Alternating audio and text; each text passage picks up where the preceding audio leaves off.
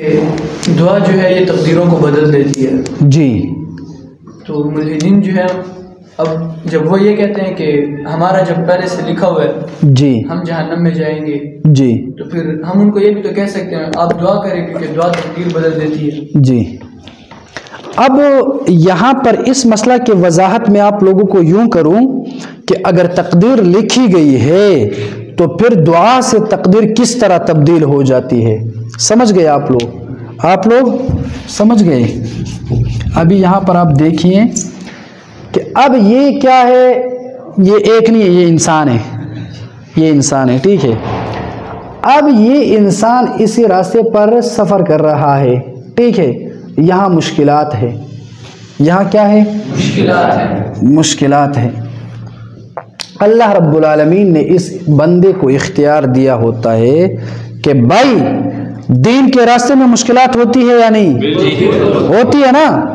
اب یہ بندہ جب سفر کرتا ہے تو اس کو مشکلات کا سامنا کرنا پڑے گا، لیکن اللہ رب العالمین نے یہ بھی لکھا ہوتا ہے کہ اگر اس راستے پر سفر کرتے ہوئے یہ انسان یہاں پر صدقہ دے، یہاں پر دعا کرے تو اس دعا کی برکت سے یہ مشکل ختم ہو سکتی ہے. اب اگر یہ انسان یہاں سے سفر شروع کرے اور دعا نہیں کرتا ہے تو اس کے سامنے مشکل آ جائے گی. اس لیے علماء کہتے کہ بھائی آپ دعا کیا کرے، دعا سے تقدیر بدل جاتی ہے. اب اس کے تقدیر کا معنی میں نے آپ لوگوں کو پہلے کیا تھا کہ اللہ کے علم میں ہے. اب اللہ کے علم میں یہ موجود تھا کہ اگر یہ انسان اس راستے پر سفر کرنے لگے گے تو سامنے ایک مشکل آئے گی، اور ساتھ میں اللہ کے علم میں یہ بھی تھا کہ اگر یہ انسان سفر کرتے ہوئے یہاں پر یہ انسان دعا کرے، اس دعا کی وجہ سے جو مشکل ہے وہ ختم ہو سکتی ہے. اس کا مطلب یہ ہے، سمجھ گئے؟ ایک مشکل بھی اللہ رب العالمین کے علم میں ہے جو لکھی گئی.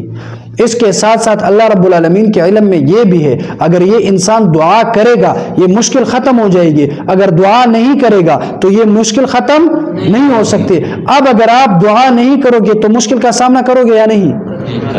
اگر آپ دعا نہیں کرو گے اور پھر مشکل بھی سامنے ہے تو مشکل کا سامنا کرنا پڑے گا یا نہیں؟ اگر دعا کرو گے تو پھر مشکل ختم ہوگی یا نہیں؟ کیونکہ اللہ نے پہلے کی طرح اگر دعا کرے گا تو اب دیکھو، اب دعا کرنے کے بغیر سامنے مشکلات تھی لیکن دعا نے وہ مشکلات ختم کر دی. معنی یہ ہوا کہ دعا کی وجہ سے وہ تقدیر بدل گئی.